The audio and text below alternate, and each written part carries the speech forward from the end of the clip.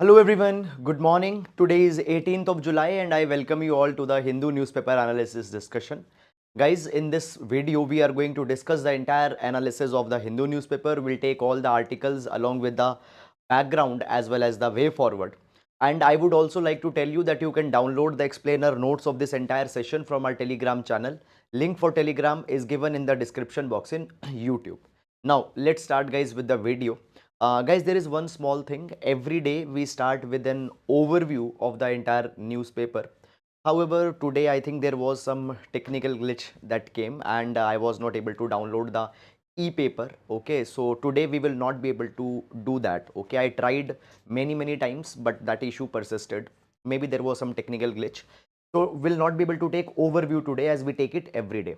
Directly we'll be starting up with the newspaper with the quote and the articles. So today we'll take the quotation from Rabindranath Tagore, Gurudev. So Rabindranath Tagore says that I slept and dreamt that life was joy. I awoke and saw that life was service. I acted and behold, service was joy. So I slept and I dreamt. The life was joy. So basically, this is the state of ignorance. So often we are in a dreaming state. We are in the state of sleep, where we find that the perceptual pleasures are the only thing. This is the only life. We pursue materialism. We pursue shallow pleasures, and we see and we feel that this is the only thing. However, when I awoke and saw that life was service, I acted and behold, service was joy. Then Rabindranath Tagore says that when I learned what is a true service and when I served the people, when I acted on the service, I found that the service was the real joy. The other things now they don't give me joy. Service is something which gives the real joy. Even Gandhiji talks on the service. He says that to serve is the surest way to rediscover oneself. And even when we talk about the idea of service has been compared with the idea of nishkamta in the Bhagavad Gita as well as in philosophical tradition. So service has to be there without any expectation, without rag, dvesha and moh, and the service in itself happens to be a highest virtue. You can use this particular understanding in our GS paper number 4, in GS paper number 4, values, okay, foundational values. So this is about the quotation, and now let's take the first article for the today. Okay, so the first article that we are going to take is Delhi dispute, Supreme Court may send case to Constitution bench. We'll take this particular article with respect to the GS paper number 2, issues related to the polity. Now, before going on in this particular article, I would like to tell you some of the basic information first, and after that you'll be able to understand that what this particular article actually means. So basically guys, when we talk about the Delhi, when we talk about Delhi, for the governance of Delhi, we have Article 239 AA in the Constitution of India. And the Delhi has been called as National Capital Territory. National Capital Territory. Delhi will have its own legislative assembly, will have chief minister, will have the council of minister. And as per the Article 239 AA, there are three subjects on which the Delhi cannot make the laws. Within the state subject, within the state list, there are the three subjects in which the Delhi cannot make law. That is police, law and order, and land. Okay. Apart from these three subjects, on other things that are mentioned in the state list, Delhi government can make the law. Now, there is a particular matter, that is the entry 41. Entry 41. So entry 41 in the state list, entry 41 in the state list talks about the services. It talks about the services. Now you know this particular thing, that in every state there are the civil servants, bureaucrats that are responsible for leading the departments such as the PWD, health department, sanitation department. In Delhi also, there are the Denics officers, there are the civil servants, bureaucrats who are heading the department. Now, the problem or the tussle starts in 2015, and the tussle was that who will control the civil servants, bureaucrats in Delhi, control in the matters of their posting, in the matters of their transfer, in the matters of their disciplinary action. Who will control these matters for the civil servants in Delhi? Now, central government was of a view that all these particular matters will be taken over by the LG. LG will control the civil servants in Delhi. But the Aam Aadmi Party government said that no, LG will not control. The elected government of Delhi should control the bureaucrats or the civil servants in India. Now, this particular matter reached the Supreme Court. And as matter reached the Supreme Court in 2019 gave a split judgment. Supreme Court in 2019 gave a split judgment where one judge said that okay, the matter will be taken up by the services will be overseen, civil servants will be overseen by LG. Other judge said that no, Delhi government should see that. So no conclusion got reached. However, now what has happened in 2023? Now what has happened in 2023? The Supreme Court through a 5-judge bench has again given a final decision on the matters of the service civil servants. And the Supreme Court's latest judgment says that it will be the elected government, of Delhi who will control the civil servants. Okay, the matter got culminated here by the Supreme Court judgment. However, what happened just after the 8 days? The government, by using the article number 123, through the president promulgated an ordinance. And through this particular ordinance, what happened? National Capital Civil Service Authority was created. National Capital Civil Service Authority was created. This authority will have 3 members. Two will be the civil servants out of that, and one will be the chief minister. And this particular body will decide the matters related to the posting, transfer, and disciplinary matters of the civil servants. And also it was provided that at the end of the day, the LG, Lieutenant Governor, if wants, can take decision which can even go against this NCSSA decision. Now, the point that comes here is that, guys, these 2 of the civil servants might have a lot influence of the central government, and the matter will be taken by the majority. So, these 2 elected civil servants can overrule the elected chief minister. There is one possibility that, and if they are under the influence of the central government, again the central government is the one who is actually deciding. And then finally, LG will be the supreme authority. So again, the matter has reached to the central government. Now, basically, it has been said that it on the face of it has nullified the Supreme Court ruling, because Supreme Court has given this matter to the elected government. So it has nullified the Supreme Court ruling on the face. Moreover, the Supreme Court also gave the concept of triple chain of command. It says that civil servants will be accountable to the Council of Ministers. Council of Ministers will be accountable to the legislature, and legislature is accountable to the public, and public is supreme. But now, if the civil servants are accountable to the LG, and you know that LG is an appointed functionary, not an elected functionary. So all these particular challenges came, and now the matter has once again reached to Supreme Court. So from here, this particular article begins. So first of all, you need to have all this particular background information in the mind, and I am very much confident that if you are following the analysis regularly or reading the newspaper, you already know all this particular thing. So basically, guys, now what has happened? Supreme Court had said that we are going to take up this particular matter. Fine. It will refer to the Delhi government's petition against the central government ordinance that we have just discussed. So Supreme Court will refer to this particular matter. And also, guys, there is also one more matter that the Supreme Court will be going in. And what is this particular matter? The matter is the amendment of National Capital Territory of Delhi. So National Capital Territory of Delhi Amendment Act 2021 was brought. Now this is a separate matter. What is this particular matter, guys? For this particular thing also, there is a small background that you need to know. The point is that in 2018, actually, Government of NCT judgment came. Now, this judgment has very clearly provided that the government of Delhi means the elected government, and all the decisions in the legislative front will be taken by the elected government. LG has to act on the aid and advice of the Council of Minister at the Delhi. Okay, so basically it was said that final authority will be elected government.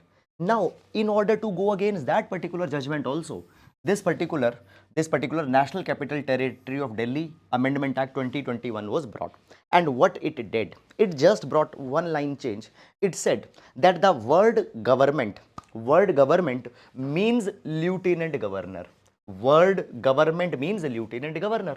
So wherever anything has to be done by the government, that will be done by the LG. So again LG has been made powerful. So even this particular matter, the second matter, it will be taken by the Supreme Court. Okay, so basically all these particular things will now be decided by the Supreme Court, and we will see that what finally the Supreme Court will come out with this. So that is all about this particular article. I hope that you have understood it. Okay, and the things that I have discussed in a way I have provided here also. So you can download this synoptic notes and can take this article. Now moving on to the next article.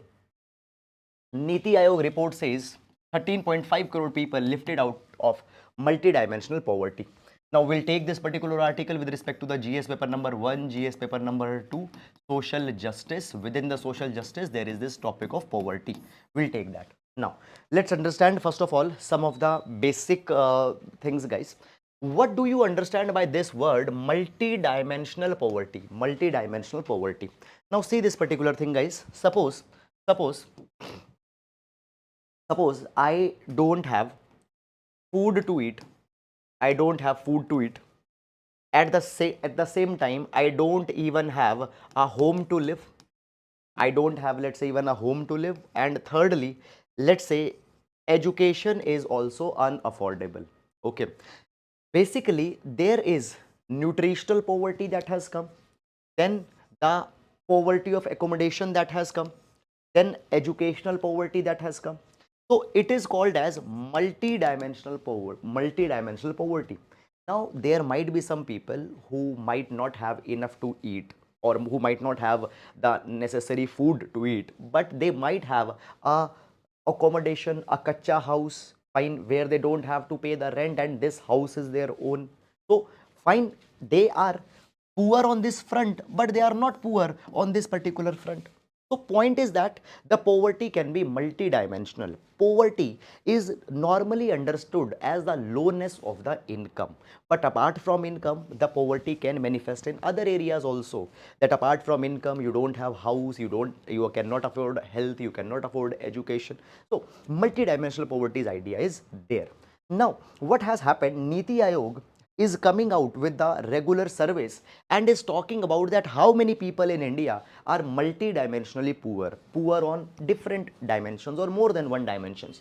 And this National Multidimensional Poverty Index 2023 has been released by the Niti Aayog. Okay, now first of all, how Niti Aayog calculated all this data? Niti Aayog has used the National Family Health Survey 5, which was conducted between 2019 to 2021 to calculate this particular data. Okay, and this is the second edition of the Multidimensional Poverty Index. Now, there are some of the data with respect to the multidimensional poverty that has been given. These data you can use in your exam to authenticate your answer if you are using something, if you are writing an answer on the poverty. If you add this particular dimension, it gives more authentication to your answer, and I will highly insist that please do such kind of, please add some reports or the data in your answers wherever is possible. Now, we'll discuss the data. However, you are not required to remember all the data, just one data or an approximate data, and the name of the report only you can see. Now, first of all, it says this particular thing that India has registered a significant decline in the number of multidimensionally poor people. It says that there were around 24.85% or approximately 25% people who were multidimensionally poor in 15-16, and that has been reduced to around 15%, 14.96% in 2019-21. That is the period of the National Family Health Survey 5. So this is only one data. If you want, you can remember this thing. However, it has also talked about that in India Around 13.5 crore people have come out of the multidimensional poverty. Okay, so their deprivations in health, education, standard of living, they have actually got improved. They actually have got improved on the basis of the UN parameters. Okay, so I told you, multidimensional poverty will be on multiple fronts. So on all these fronts, their conditions have increased. Now, when we talk about the multidimensional poverty, reduction has been there for entire country. 13.5 crore people came out of that, but more reduction has happened in the rural areas. So, urban areas compared to that, rural areas have been registered more improvement, and here we see that here poverty reduced from around 32.5% to just it has come down to 19.28%. So this is a very good reduction, and particularly the states such as Bihar, UP, Madhya Pradesh, Odisha, Rajasthan, in these states, because of the interventions by the government and the social justice programs, the improvement has happened.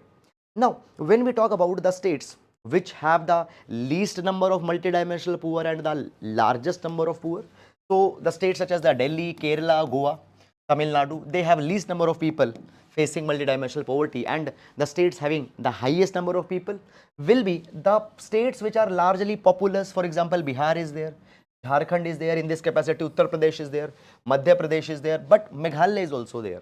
Fine. So this is all about it. Fine. So that is all, guys, about this particular report, and please do use that. Even if a question comes in the prelims examination that who releases the multidimensional poverty index, there could be Niti Aayog, there could be MOSPI, there could be NSO. So keep in mind the correct answer is Niti Aayog. Now, moving on to the next article, a bill that fences in the right to information. A bill that fences in the right to information. We'll see this particular article with respect to the GS paper number 2 as well as GS paper number 4, because in both the transparency, information sharing, RTI, right to information, it becomes an important topic. By the way, just one thing is that the article just contains one important dimension that is there. We'll take that thing in entirety.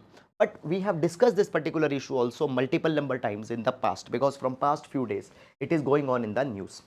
Now, guys, the article is talking about the digital personal data protection bill that has been approved by the cabinet, and this particular bill will now be placed in the parliament in monsoon session. Now, see this particular thing, guys, that Supreme Court in the Puttaswamy judgment, ruled that right to privacy is a fundamental right under the article number 21, and it has to be given to the citizens. Now, guys, on this particular capacity, government even constituted B.N. Shri Krishna Commission to suggest the data privacy law. The bill was proposed.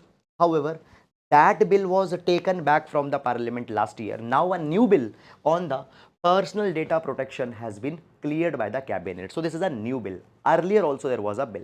Now this bill, the draft was placed, and now the final bill will be placed into the parliament. But the final version has not been placed in the public domain. Now there is one particular provision of this particular bill which has been criticized by the people. What? Or activist. Now this particular bill, guys, is in a way proposing an amendment to the Right to Information Act. Right to Information Act. You know, Right to Information Act provides the right to information from the public authorities. You can seek information, and information has to be given you as a matter of right. If you don't get information, you can approach the information commissions also for that particular thing. And RTI has been called as one of the most democratic law of the India, because that law came after the demand by the civil societies, or this particular law has been appreciated for bringing transparency in India. Now what happens, this digital personal data protection bill is talking about amending the section 8 subclause 1 subclause J of the RTI Act. Now if you see, guys, RTI Act talks about the information sharing. Data protection bill talks about not giving the information. Now how your privacy will be protected? Only when your information is not shared. So Here the objective is not to share information. RTI, the objective is to share the information. So fundamentally both these legislations will come in conflict with each other. Now it aims to change the section 8.1. Now guys, when we talk about the section 8.1, what the section 8.1 provides, first of all let's read that. Section 8.1 J provides, it exempts information which relates to personal information.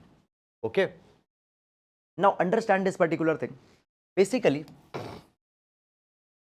the point is that the amendment that is being proposed, in simple words it says that if under RTI any information, personal information of a person is being asked, then that information will not be given. Okay, if the personal information of a person is being asked, that information will not be given. This thing has to be added. This thing has to be added. Now problem that comes here is that the definition of a person has been very much wide, and the person will include the individuals, it will include the companies, it can include even the state. So point is that sometimes information will not be given using this newly amended section. Okay, fine. So point is that government is trying to take the power in their own hand, that they can deny information at certain cases, citing that we cannot give this information. They want to amend this. So this is the criticism of the civil societies that have come. Now as of now I will not advise you to go too much in detail in this particular issue. Why guys? Because the bill has now been proposed, it will be placed in parliament, there will be the amendments that will be proposed, there will be the discussion that will happen, and final bill, when it will pass, it will become act, then we'll see that what actually will come. So till then you need to know this thing, but no need to go too much in detail. Okay, so this is something that you need to understand. Fine. Now the article, a common civil code spelling equality for every Indian. We'll see this particular article with respect to the issue of GS paper number 1 and GS paper number 2, Uniform Civil Code. Uniform Civil Code. Now, Uniform Civil Code has been there in news from the last few days. Why? Because of the multiple developments that have happened. And development number 1 is that recently 22nd Law Commission, they have suggested that we should consult the people that whether they want the UCC or not. Now guys, understand this particular thing, that as we talk about the legal system, there are the criminal laws, and there are then the personal laws. We have IPC, Indian Penal Code, we have CRPC, Criminal Procedure Code. They largely deal with the criminal offenses, and this has been universalized. If you belong to any religion, any race, any caste, there will be the same punishment that will be given as per IPC and CRPC. But when we talk about the personal matters, within the personal matters, there are the personal civil matters that comes.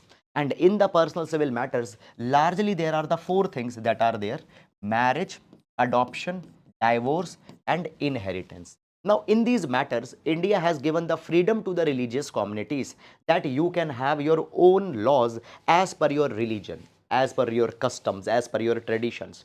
So we have the different laws for Muslims, different laws for Christians. There are the different laws for the Hindu. In the definition of Hindu, Sikhs, Buddhist, Jain, they come. Okay.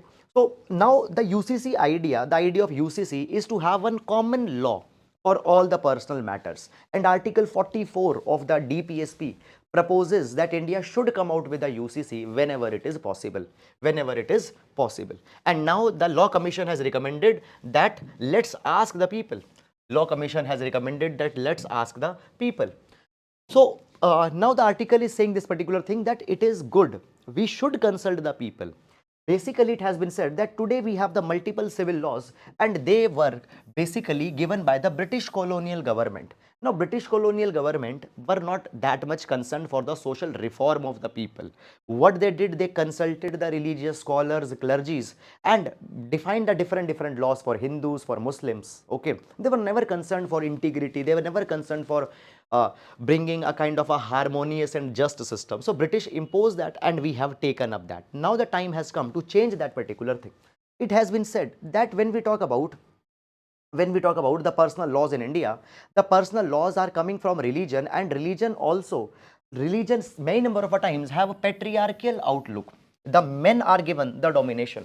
For example, if we talk about Hindu undivided family, a karta can only be a male in Hindu undivided family. Fine, the karta will be the one who will be having all the most of the economic powers. Okay. Then, for example, in the Muslims, the divorced Muslim women is not entitled to maintenance after a particular period. That period is iddat. After that, she is not entitled to the maintenance. At the same time, CRPC, Criminal Procedure Code, Section 125 provides that the maintenance has to be given, but Muslim law is not providing them. Then we find this particular thing that in many of the customs, women are not allowed to inherit the ancestral property. A Parsi woman, if marries outside the community, then she is excommunicated. So in the name of the personal laws, patriarchy, domination by men over the women is happening. So there is a time that we have to change these particular laws. It has been provided that there are the self-appointed heads of the religious groups, and whenever we talk about any UCC, they will resist this particular thing in the name of religious freedom. But at the same time, guys, religious freedom is important, but at the same time, the constitutional principles, equality, liberty, justice, these things are also important that has to be provided. Now, guys, at the same time, if we talk about the LGBT community, if we talk about the LGBT community, now today the LGBT community is demanding rights, is demanding equality, everything. Now the article is saying this particular thing, that can you ever expect that if the personal civil laws will continue to rule in the public domain, the LGBT will ever get the acceptance, LGBT will ever get the equality? No, that will not happen. In order to give LGBT the equality, a liberal law should come. So even the LGBT population could be accommodated under a liberal uniform civil code that we will be coming out with. The next, it has been provided that whenever we come with the UCC, it should be in line with the democratic principles of liberty, equality, dignity. Okay, and for this particular thing, let's ask the people. What is the problem in asking with the people? Even the Dr. B.R. Ambedkar said in the Constituent Assembly debates that UCC should only come when the people are ready to adopt it. So let's ask people whether they are ready or not. Okay, and even the reference from the Jawaharlal Nehru's speech in 1947 has been given that that he said that the task before India is to create a social, economic and political institution which will ensure justice and fullness to every man. And for that, UCC is a desirable law that is needed right now in India as per this particular article. So I hope, guys, that you have understood it. Now moving to the next article. How are cheetahs faring in India? Now this particular article is doing an assessment on the cheetah relocation program that happened last year. We'll see this particular article with respect to the GS paper number 3, issues related to the environment. So basically, guys, when we talk about India, India had the Asiatic cheetah. India had the Asiatic cheetah, and the population of cheetah got wiped out from India in the 1950s. Since then, India didn't had the population of the cheetahs. However, we tried to import the Asiatic cheetahs from the Iran, but the deal did not got materialized. Okay. However, after that, we turned to Africa. We turned to Africa and tried to we attempted to relocate the African cheetah in India. That particular deal went through, and effectively last year 2022, we have translocated the cheetahs from the two countries, that is Namibia, and second is South Africa, Namibia and South Africa. Now these cheetahs have been translocated to the Kuno National Park in Madhya Pradesh. They have been translocated in the Kuno National Park in Madhya Pradesh, and it is one of a kind of a continental translocation of the cheetahs that is happening. Now cheetahs have come, but the point is that the cheetah population should be able to adapt in India. Now guys, as we talk about the cheetah relocation program, the idea is that for the next 1 decade, 5 to 10 animals will be brought every year from the Africa to India, and we aim to have a self-sustaining population of approximately 35 cheetahs in 10 years, in 1 decade. Okay, so that is all about it. Okay, now guys, when we talk about the cheetahs, so cheetahs in South Africa and Namibia, they were actually living in the fenced reserves. But India, we want to we want to introduce cheetah in the wild, in their natural kind of an habitat. This is something that we are trying to do. Now guys, as of today, 11 cheetahs are in the true wild. Four cheetahs are in 1 square kilometer enclosures. Now you see this particular thing. Cheetahs have been brought from Namibia and South Africa. We cannot directly introduce them in the wild. First, they have to adapt with the climate. They have to adapt with the weather and all such kind of things. So they are kept in enclosure, so that if they are developing any sickness, if they are having any issues, that particular thing can be rectified by the doctors. Secondly, guys, if the cheetah is coming from South Africa, they might carry some disease. So they are also being quarantined for a particular period. Fine. And 5 of the translocated animals, fine, they have died also. 5 of the translocated and 3 of the 4 cubs that were born, they have died also. So the fertility of cheetah has been very much high.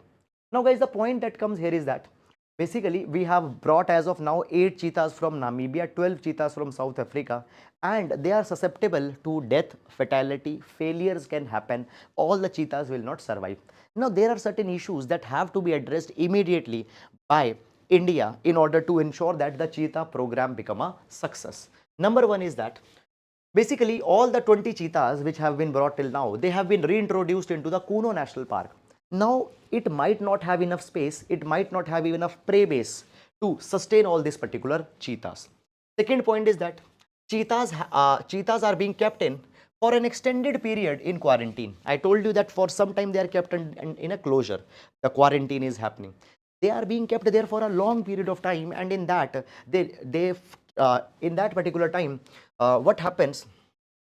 Their adaptive capabilities